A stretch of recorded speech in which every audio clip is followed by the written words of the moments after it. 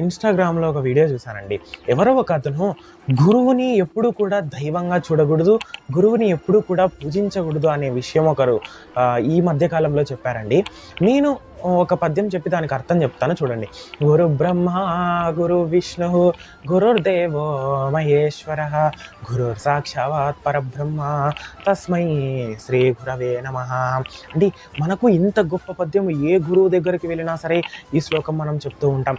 దీని అర్థం ఏమంటే అండి, గురువే బ్రహ్మ, గురువే విష్ణువు, గురువే మహేశ్వరుడు, గురువే సాక్షాత్ పరబ్రహ్మయే, అట్టి గురువును నమస్కారము అని.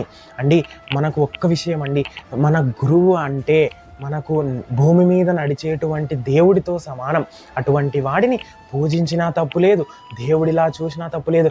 ఎందుకంటే మనకు డైరెక్ట్గా దేవుడు వచ్చి మనకి జ్ఞానాన్ని బోధించడండి, వారి చేత మనకు జ్ఞానాన్ని బోధిస్తూ ఉన్నారు. కాబట్టి మనకు దేవుడి కంటే ముందు గురువే, కాబట్టి దేవుడే మనకు గురువు. గురువే బ్రహ్మ, గురువే విష్ణువు, గురువే మహేశ్వరుడు, గురువే సాక్షాత్ పరబ్రహ్మమే.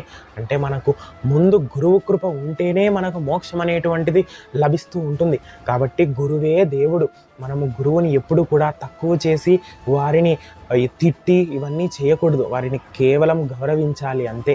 హరే కృష్ణ.